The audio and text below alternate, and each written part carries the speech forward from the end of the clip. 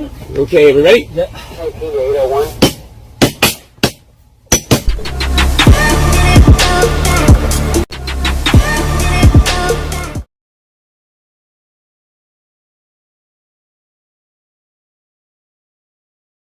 É um texto que nós vamos desenvolver nessa manhã, com toda a racionalidade e temor do Senhor, amém? É no capítulo 3 de 1 Tessalonicenses, nessa manhã de domingo. Vocês estão confortáveis, amém, irmãos? Amém. Estão suaves? Não há estresse, não há pensamento em outras coisas a não ser focar aqui esse momento, amém?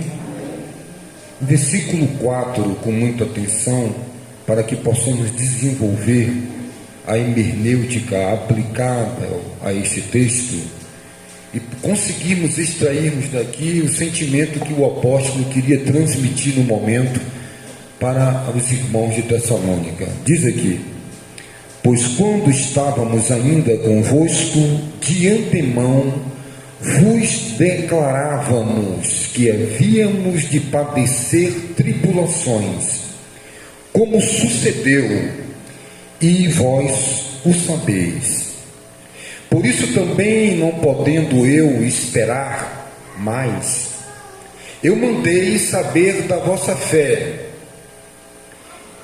receando que o tentador vos tivesse tentado e o nosso trabalho se houvesse tornado inútil. Mas agora que Timóteo acaba de regressar do vosso meio, trazendo-nos boas notícias da vossa fé e do vosso amor, dizendo que sempre nos tendes em afetuosa lembrança,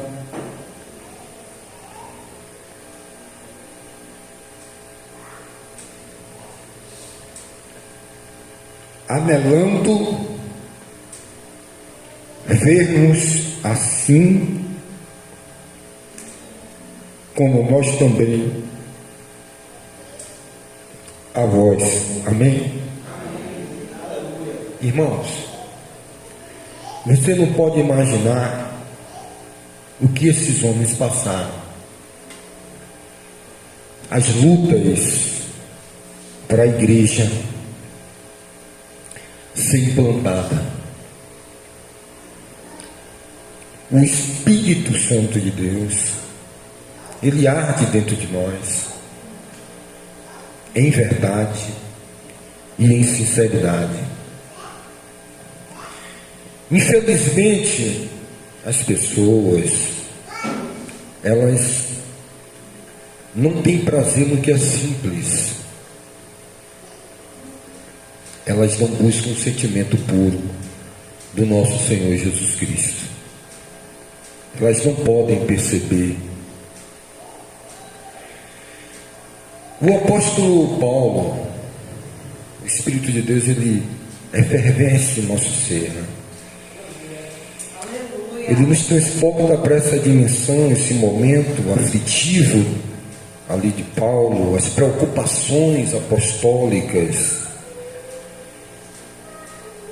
E hoje o Senhor, ele trouxe esse texto aqui. Pois quando estávamos ainda aí com vocês, irmãos, eu fui fazer uma visita na cidade de Tessalônica. Vocês não conheciam o Evangelho, não conheciam a doutrina. Eu fui levar a palavra de Deus. Vocês entenderam que todos nós estávamos encerrados debaixo do pecado, que Deus do céu olhou para a terra, não viu um justo sequer, e nós ali anunciamos a palavra da verdade. Mas eu, quando estava com vocês, eu já alertava vocês que haveria tribulações, que haveria perseguições, tristezas, dificuldades. Vós mesmos sabeis que foi para isto que nós fomos destinados. Amém? Que os irmãos prestem atenção, amém? Por isso também, não podendo eu esperar mais, mandei saber de vossa fé, receando que o tentador vos tivesse tentado.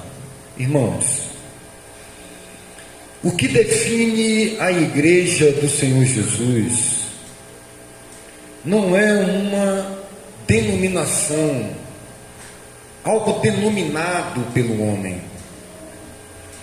uma instituição, um ajuntamento, um coletivo de crenças, um estatuto. Nada disso compõe a igreja.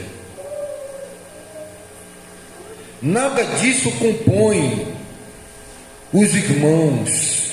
O que compõe as nossas vidas é o Espírito de Deus na unidade da palavra.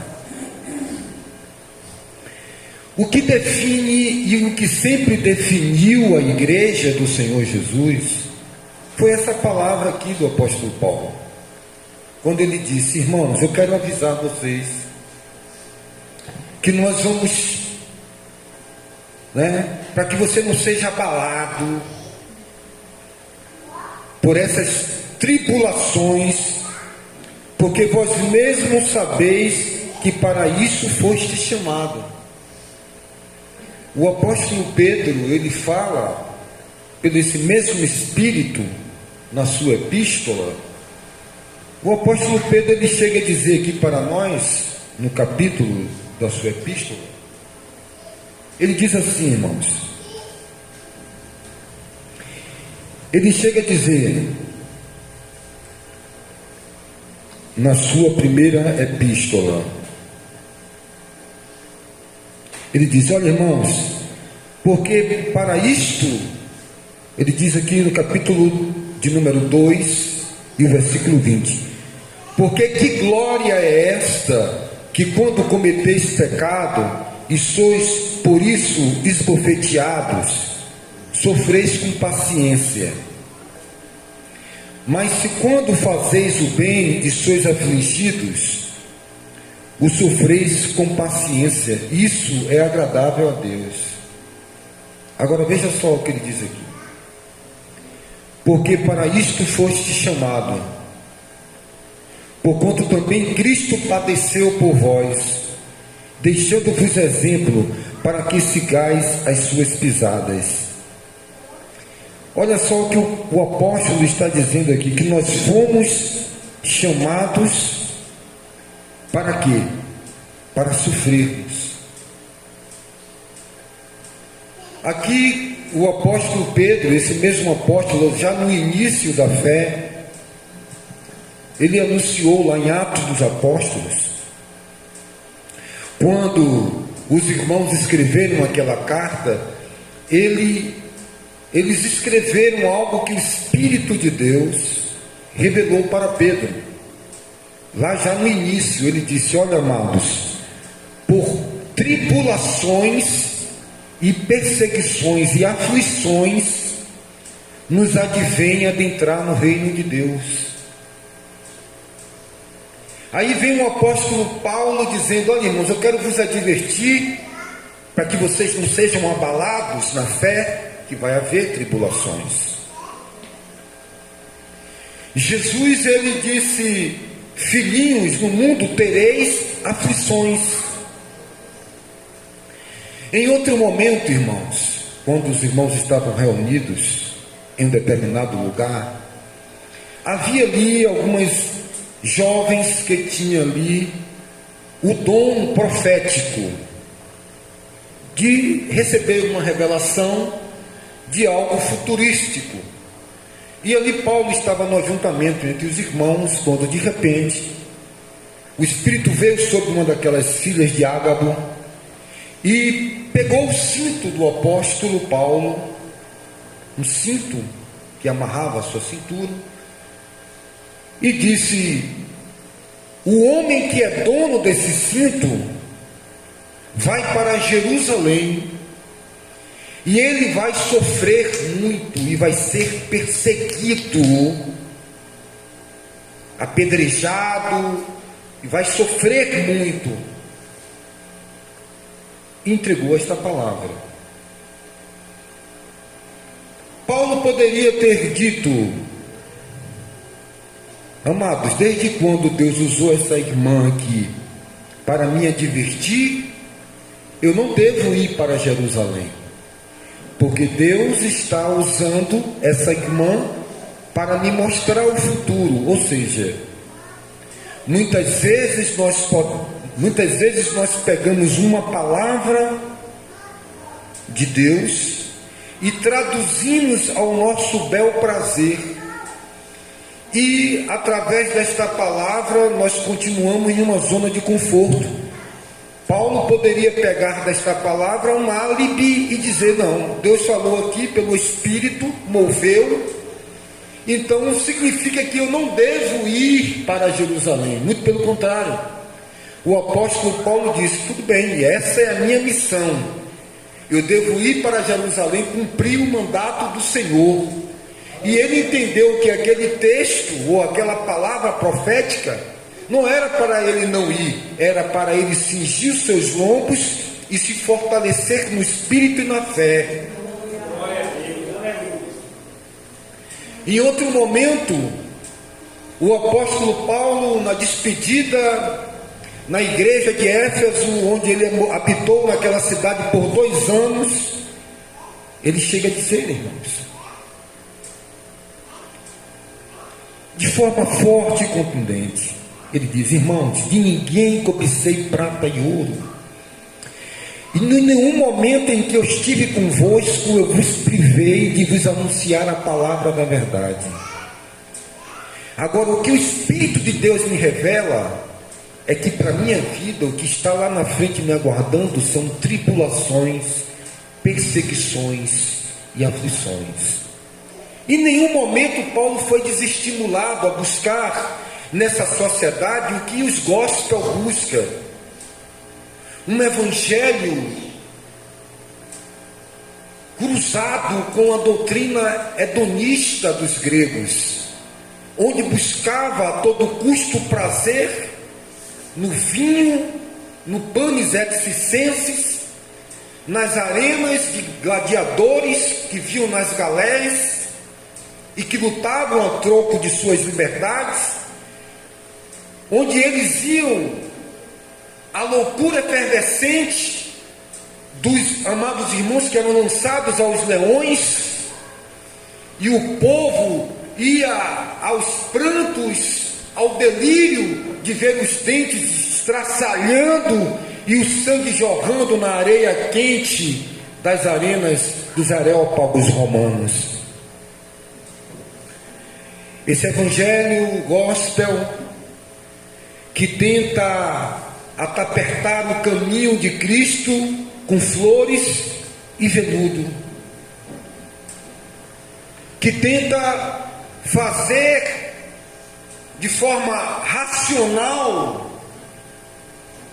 algo comestível, de que o evangelho é viável, e que se você seguir Jesus, você terá carro, casa, prazeres e um futuro brilhante aqui na terra. Um evangelho empurrado adiante pelos que querem só a lã das ovelhas, o capitalismo de Mark Weber, as influências teológicas liberais, neopentecostais, libertacionistas da prosperidade, dentro de uma interpretação pessoal. Jesus, ele nunca fez interpretações pessoais.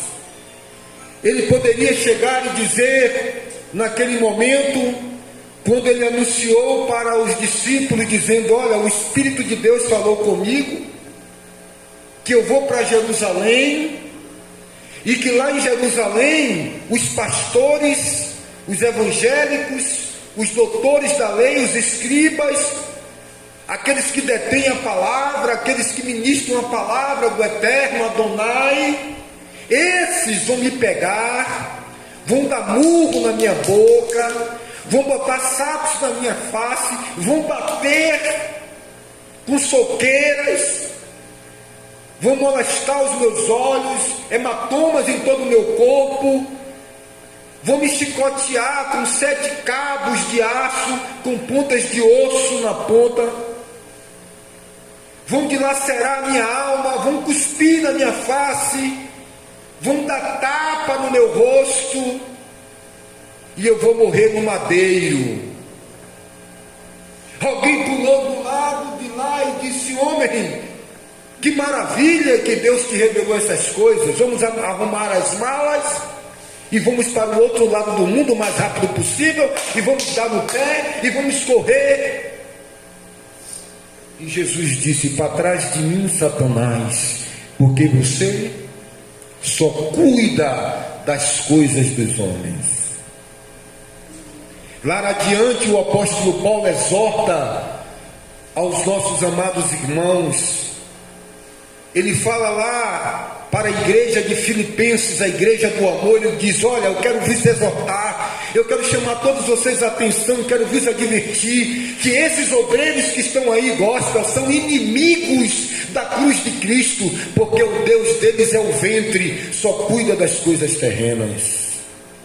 Ventos de doutrinas que não trata, que não mostra a realidade do que é servir a Cristo, do que é carregar a sua cruz, do que é amar o próximo, do que é a tolerância. Enquanto esse evangelho coloca as pessoas para se gladiarem-se uns contra os outros, em ritos, em logias e mais logias, em traduções filosóficas, em crenças, em rituais do que eu penso, do que eu creio, elas não têm largueza, elas não têm clareza, elas não têm afinidade com Cristo, nem com o Espírito de Cristo. E aí elas ficam, irmãos, rodando em torno de si mesmo. Você já notou como a guerra que se aglutina-se dentro do homem? O apóstolo Tiago, ele chega a nos dizer, no seu capítulo de número 3, número 4, de onde vêm as guerras? De onde vêm as guerras dentre vós? Não vem de dentro de vocês, da contenda de vocês. Vocês pedem e não recebem nada, porque tudo que vocês pedem é um pedido gerado dentro da carne, é um pedido gerado dentro do eu, dentro da vaidade, dentro da soberba. Nada do que vocês pedem é dentro da vontade do Pai, é expressado, dirimido, dirigido pela minha palavra, dentro da minha vontade. Se as minhas palavras estiverem em prática na sua vida, tudo que você pedir será feito. Porque se você está dirigido pela palavra, você só pede o que está em conforme a palavra. Você e a palavra se tornam um. Aí Jesus disse: eu virei com o meu Pai, o meu Pai fará morada em vós, eu farei morada em vós e me revelarei para vós. Jesus, ele não pode se revelar. Amém, irmãos? Estou ouvindo um barulhozinho aí. Jesus não pode se revelar. Por que não pode se revelar? Por que ele não pode se revelar? Porque existe um coração bloqueado, irmão. Um coração bloqueado para a verdade, irmãos. Existe um coração que está buscando outras coisas aqui. Não, eu vim para o evangelho do bingo. Eu vim para o evangelho da roleta russa, da telecena. Eu vim tentar encontrar algo para completar os meus planos, os meus sucessos. Eu não vim pelos meus pecados.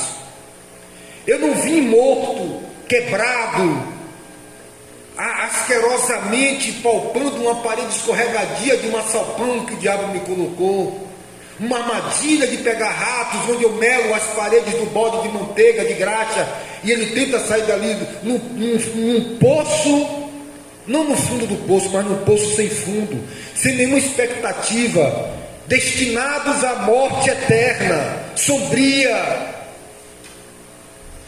à escuridão, ao negrume das trevas eternas. Aqueles que estavam assentados na região da estrada da morte, do vale da morte. Para eles, lá em Zebulon, raiou a luz que era Jesus. Então, só por Jesus Cristo. Por que é que eu enfrento aflições, lutas? Porque aqui vai ser assim. O apóstolo Pedro, ele diz o seguinte: irmãos, aqui é sofrimento. Aqui agora nós vamos sofrer. Ele diz aqui, olha, ele deixa bem claro para todos nós e não engana ninguém. Ele diz: amados, no capítulo 4 da sua primeira epístola, no versículo 12, ele diz: amados, não estranhem. Amados, não tome um susto. A ardente provação que vem sobre todos nós, para vos experimentar, para vos provar, como se coisa estranha vos acontecesse. Não é algo novo, não é algo estranho. É uma marca da igreja, o sofrimento, a aflição, as tribulações. Mas regozijai-vos, se alegre. Como? Você é masoquista? Você tem prazer na dor? Se alegrar? Como? Se alegre por você estar participando de tudo que aconteceu com Jesus. Se alegre por você ser participante das aflições de Cristo. Sabe por quê? Porque só quem passa pelas aflições de Cristo, na revelação da sua glória, vos regozijeis e exulteis.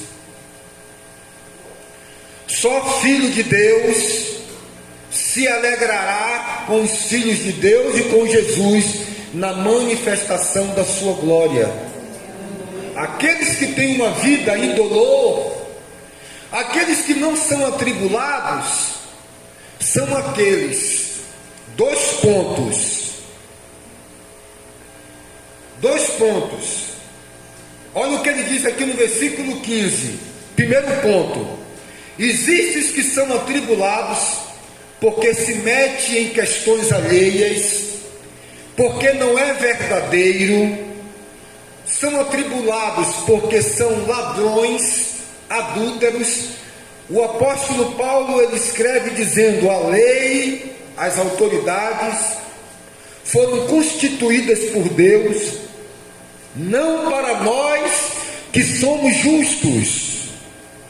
As autoridades foram constituídas por Deus para os ladrões, os desordeiros, os que transgridem as autoridades.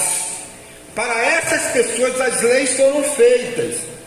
Se vocês quiserem ser louvados pelas autoridades, ande nas escrituras, ande na palavra, ande na justiça.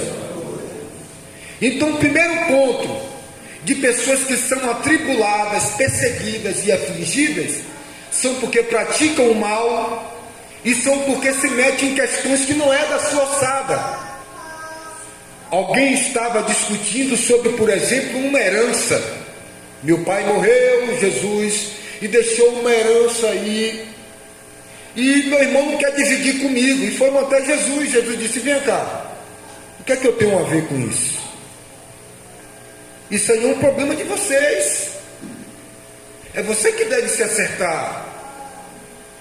Porque se eu chegar aqui e tentar organizar isso, você não cresce. Você continua sendo soberbo. Você continua sendo orgulhoso. Toda hora alguém vai ter que pacificar. Alguém vai ter que intermediar, porque você não tem coragem de ir até o outro, reconhecer seu erro e saber pedir perdão. E aí eu vou e me meto em uma situação que não me diz respeito a mim. Que faltou uma prudência, uma vigilância de ambas as partes, seja no que for determinado. E aí o que é que o Senhor Jesus disse? Quem me colocou como juiz? O que é nessa demanda aqui? Você e ele, você tem que chegar andando na do acordo. Isso é um problema físico, é um problema material, de uma herança. Existem outros problemas, e grandes outros problemas. Isso não só no mundo secular, como também no mundo da igreja, onde surgiu um outro problema e que os irmãos estavam indo resolver. Dois irmãos que conheciam uma palavra para resolver isso na delegacia. E aí Paulo disse: mas o que é isso, irmãos? Não sabe que vocês vão julgar o mundo? Será que não tem nenhum irmão sábio no meio de vós para decidir resolver essa causa? A ponto que vocês vão escandalizar o Evangelho, levar um problema para ímpios julgarem entre vocês que tem o Espírito Santo ou não tem. E às vezes a falta de conhecimento nas Escrituras, uma vida rasa, uma vida pautada em buscar a Deus as suas necessidades, e aí vai ficando uma pessoa que começa a agir, agindo, achando que está certo, mas falta recursos. Um homem, antes de construir uma casa, ele para ver se tem condição de ir até o fim, se ele tem capacidade. E essa capacidade ele busca em Deus, ele busca conselhos antes de fazer uma guerra, e ele vai buscar com quem tem conselhos e vai poder se desenvolver e crescer na sua vida. Então a primeira coisa que Pedro aqui nos referia era daqueles que estavam passando tribulações e lutas e perseguições por uma má falta de comportamento, de se meter em coisas alheias. O inimigo lá arma uma armadilha lá do lado da sua casa, no problema. Daqui a pouco, fulano, vem cá resolver. Olha o que está acontecendo. Você vai, tenta resolver, os dois ímpios ficam um amigo e você sai como o diabo. Ah, esse homem veio para aqui, está aqui na porta da cidade há anos, julgando, fazendo e acontecendo, e agora, sabe o que é que eu vou fazer, miserável? Eu vou partir para cima de você e vou fazer pior com você. Porque todo justo, o inimigo fica esperando o momento para destruí-lo, para fazer vingança por causa de sua conduta ética, moral, voltada para as Escrituras Sagradas. E aí o apóstolo Pedro diz: se alguém padece, que não padeça como um matador de pessoas, homicida, como um ladrão, como um malfeitor, ou como quem se mete em negócios alheios. Mas se algum, irmãos, crente, fiel, padece,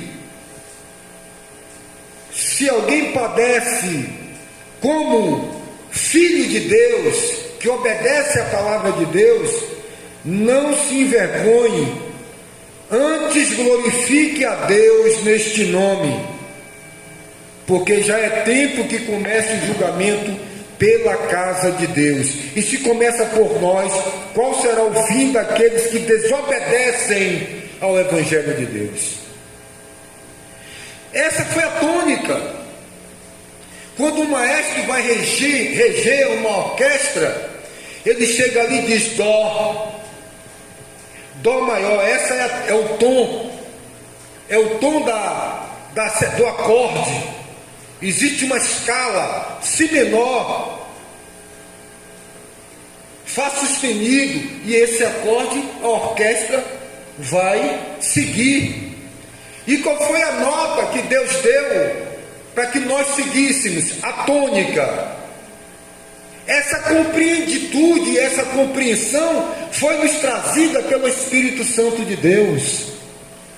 Olha o que é que ele diz aqui, o irmão Tiago. Isso não era um diálogo de Pedro, era um pensamento de Paulo. Isso era um conjunto, uma esfera que foi agregada pelo Espírito Santo, implantada como fundamento no seio da igreja. Olha o que é que Tiago diz aqui no capítulo 1, verso 1. Ele diz aqui: servos de Deus, do Senhor Jesus Cristo, as 12 tribos da dispensação, saudações.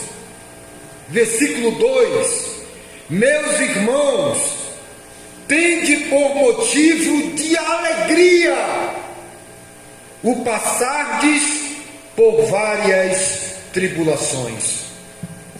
O que é isso? Alegria se você ganhou na loteria. Alegria, saiu o meu consolo. Meu irmão está feliz, minha casa, minha vida saiu. Irmão, como você está com um sorriso nos lábios? Amanhã é meu casamento. Irmãos, que alegria você está hoje. Comprei uma junta de boi. Comprei uma fazenda. Meu consórcio saiu, fui sorteado. Tenho que buscar minha moto. E quando vem uma tribulação, fica catatônicos. Está em Cristo? Está em Cristo uma pessoa dessa? A paz é um armistício, um armistício de guerra, é um acordo. Eu tenho paz com você porque nós estamos em um acordo. Eu vou lhe dar aquela metade daquela terra lá e você me dá a outra metade do lado de lá. Nós estamos em um acordo. A paz é fruto de uma ilha deserta, de um sítio, de um spa. A paz não procede de Cristo. Dou-vos a minha paz, não dou-la dor como o mundo a dá. O mundo lhe dá um diazepão e uma martelada na cabeça, e lhe engana com a novela, e com a ilusão, e com a quimera, e você vive na fantasia. Mas o que está em Cristo Jesus, o que é uma nova vida, ele está naquela palavra: posso todas as coisas naquele que me fortalece. E aí vem o apóstolo Paulo lá em Romanos dizendo: irmãos, alegrai-vos no Senhor. E aonde está a minha alegria? Contentamento, tendo o que comer e o que vestir, estamos com isso contentes. É isso que a sociedade materialista, de possuir e de ter e de acumular, é essa que são as regras? Não são, são gospels. Aí depois fica um bocado de pessoas sem compreender. Como é que pode? Deus, como é que pode aquilo, Deus? Oh meu Deus, como é que... fulano é uma maravilha. Fulano, eu digo, filho. Deus não se deixa ser enganado, meu filho. O fio da meada é outro. Não se engane com a cor da chita. Tem muita coisa aí nos bastidores, ser apresentável a uma instituição, pregar bem. Eu já dei vários testemunhos de pessoas que pregavam alcoolizadas, os maiores pregadores de hermenêutica da América Latina, professores de classe de escola dominical, de sair de um motel para ir para o culto domingo pela manhã. Qualquer maçom, qualquer professor, qualquer exegese faz uma poesia de Jesus e pega um texto aqui dissertativo, faz um memorando, um TCC e acabou, porque o homem não é um animal irracional. Agora, estar em Cristo Jesus é algo agravante. É preciso precrustrar e entender a gravidade das suas palavras. Sem mim nada podeis fazer. Que aquele que está em Cristo, é o que está em Cristo. Eu vou descer dessa tribuna e vou lhe dar um soco, e você vai virar um outro semblante de bom grado e dizer: estamos aqui, porque não é em mim que você bateu. Quando Saulo estava com um armamento pesado da época, a PE, a Polícia do Exército, o BOP, uma polícia especial catinga para pegar os delinquentes de Damasco, os fora da lei, os pervertores da sanidade pública, da ordem pública. E no meio do caminho ele viu uma luz, e do meio da luz uma voz, e disse: vem cá, rapaz, por que você está me perseguindo? Ele é um homem piedoso, um homem espiritual, que estava na ignorância, caiu no chão, cego, e disse: quem? Isso aqui é algo sobrenatural, isso aqui não é uma nova arma do exército romano, isso aqui é uma revelação profunda. Ele já conhecia do Deus que se manifestava na Torá, a Jacó na escada que subia e descia, a Moisés na sarça ardente. É um Deus que se manifestou a Elias, a Daniel, e ele viu ali algo espiritual.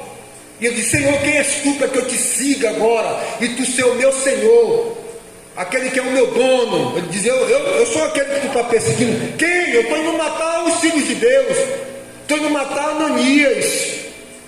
E onde é que Ananias estava? Estava orando, dizendo o quê? Senhor, mata os que me perseguem. Senhor, mata aqueles que me odeiam. O homem temente a Deus e obediente que está em Cristo estava cumprindo aquilo que o mestre disse: orai pelo que vos perseguem. Ame os que te odeiam. E naquele exato momento Jesus disse: sou eu que você está perseguindo. Não, eu estou perseguindo uma crentalhada que está lá. Não, é a mim. Porque quando eu estou em Cristo, eu sou uma nova criatura e não vivo mais eu. Cristo vive em mim. Se Cristo vive em mim, o que você faz comigo é com Cristo que você está fazendo. E eu tenho um advogado e um dono, e é com ele que você vai se acertar. Agora você compra revólver, você compra arma, você compra facão, você vai e fala o que você quer. Toma a atitude que quer, sem se preocupar quem vai se lascar. Fala o que quer, sem medir o efeito do que vai acontecer do outro lado. Briga ali, briga no trabalho, briga com o vizinho, sempre não calcula. E aí depois tem que reconhecer e vir reconstruindo em todos os sentidos da nossa vida, irmãos. Ah, fulano comprou, meu irmão não me pagou. Fulano disse que eu sou isso, feriu a minha umbridade. Aí você quer, ali me difamou. Não, meu irmão, quem está em Cristo não tem palavra, não combate o mal com o mal. Altura, vou bater a altura. Não, meu amigo. Aí vem o apóstolo Paulo para a igreja de Romano e diz assim: vem o apóstolo Paulo e diz assim: ô filho, faça um autoexame para ver se o Espírito de Deus está em você. Porque se você não tiver o Espírito de Deus, você não tem o amor de Deus. Não é esse amor aí de paixonite. Quem não tem o Espírito Santo, esse tal não é dele. Porque o Espírito testifica com o nosso Espírito que somos filhos de Deus. E quem são os filhos de Deus? São aqueles que estão por praticar a verdade, recebendo por estar em Cristo Jesus aquilo que o próprio Jesus disse. Eu vou vos advertir: eles me odiaram e odiarão a vocês. O mundo ama o que é seu. Se vocês fossem do mundo, o mundo te amaria. Meus irmãos, alguém falou para mim essa semana, dizendo: rapaz, se você tivesse uma outra visão da religião, você era um cara milionário, ninguém ia dar em você.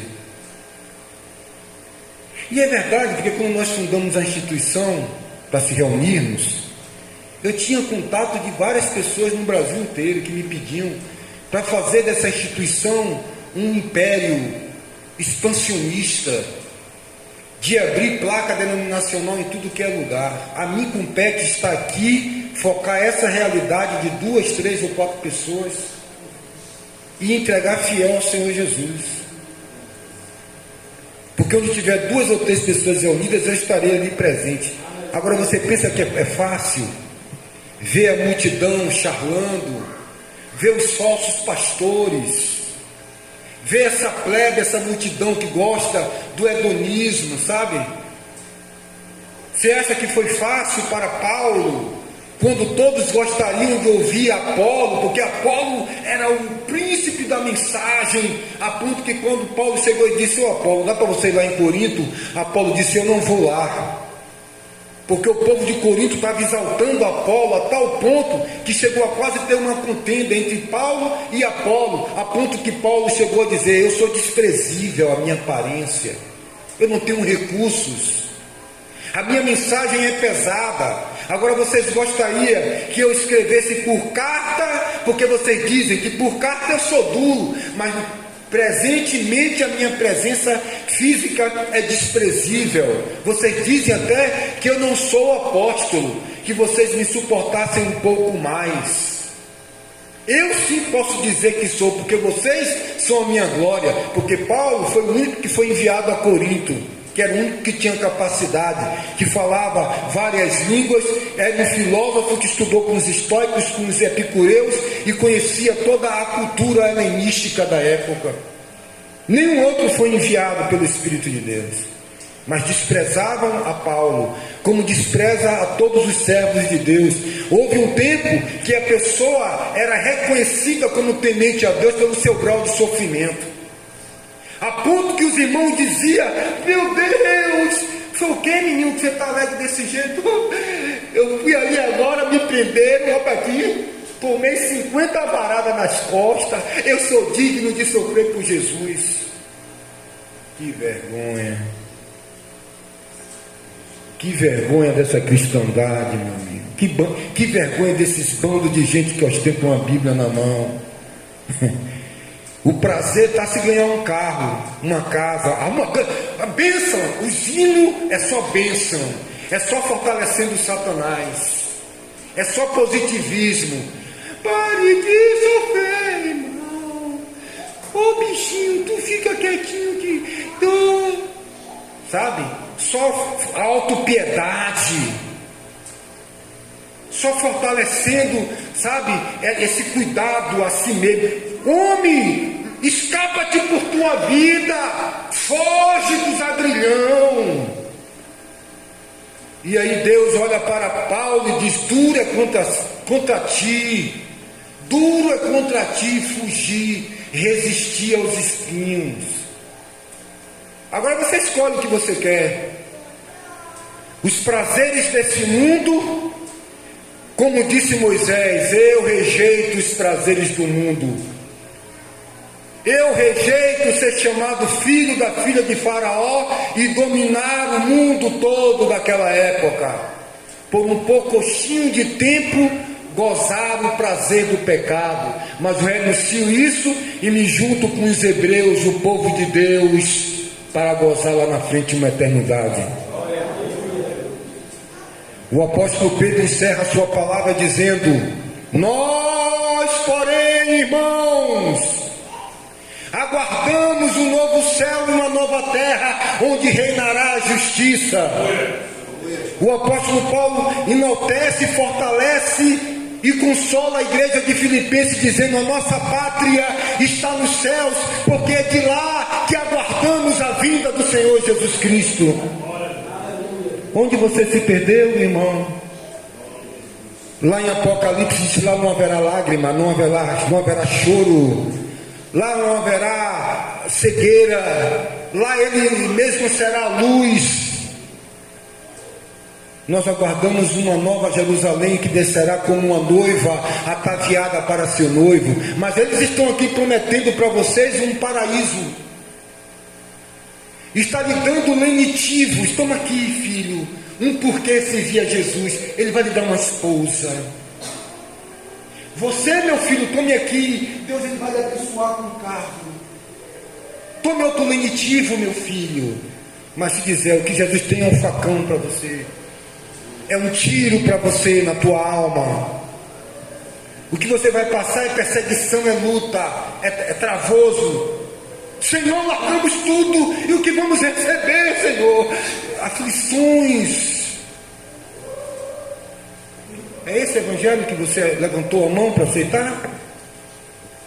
Ou essa condiçãozinha de um evangelho filosófico ao seu bel prazer, onde você mesmo começa a dirimir o que você deve ser, a ser o seu auto-intérprete? Não, meu irmão, eu não penso dessa forma. Não penso dessa forma. Que maravilha. Devia orar mais um pouco para que Deus possa quebrar um pouco mais, sabe, esse trigo e fazer você compreender.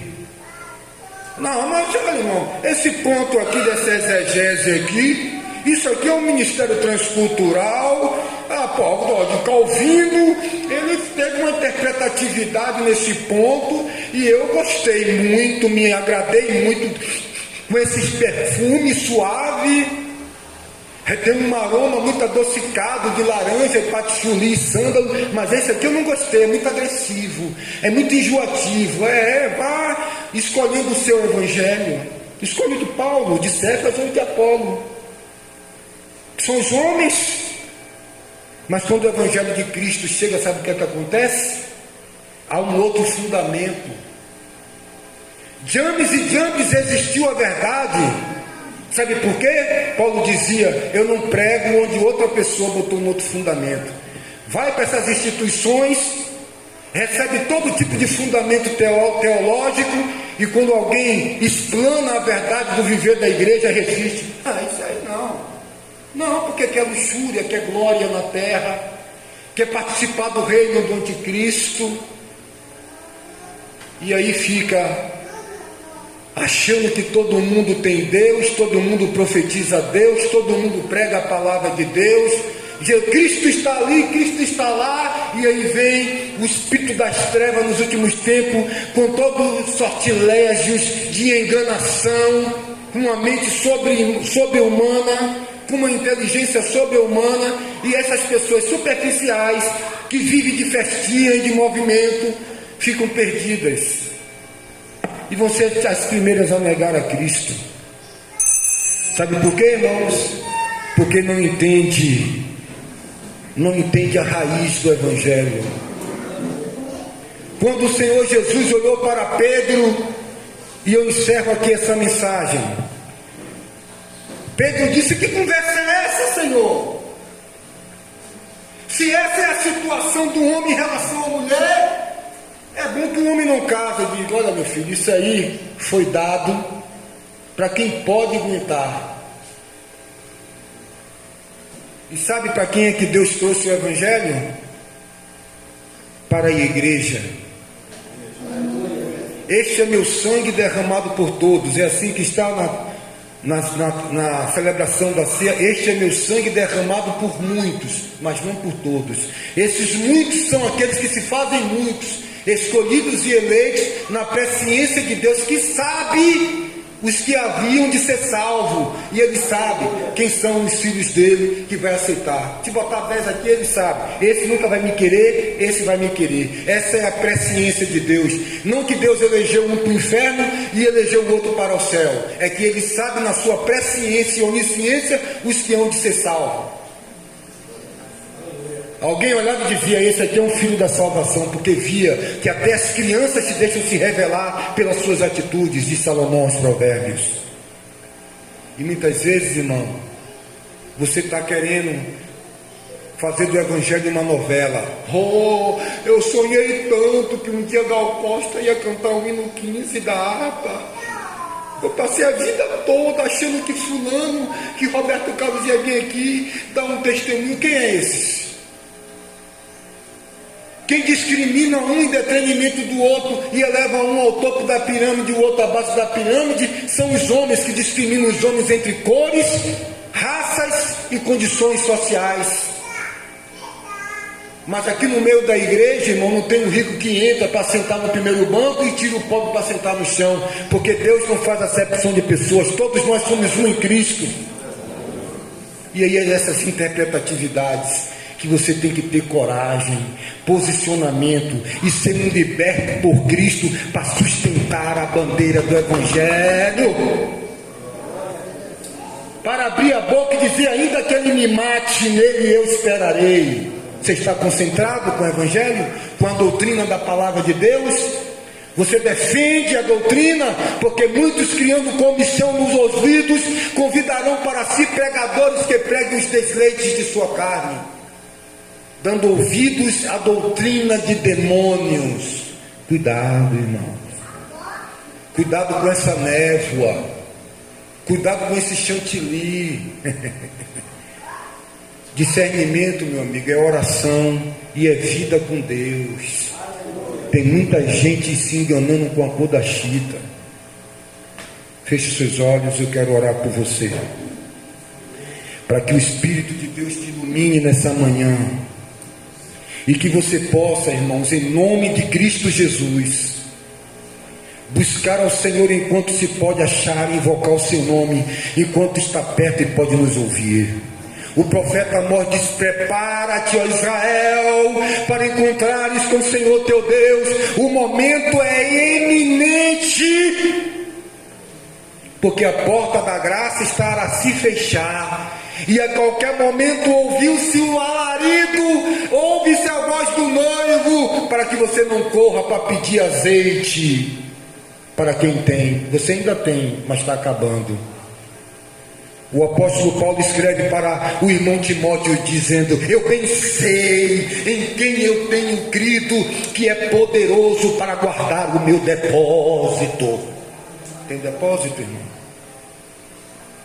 Tem depósito? Está preocupado com o depósito físico, porque a fome vem por aí, mas e o depósito espiritual? O justo viverá da fé, não é da conta bancária, não é do investimento no ouro, moeda que nunca cai.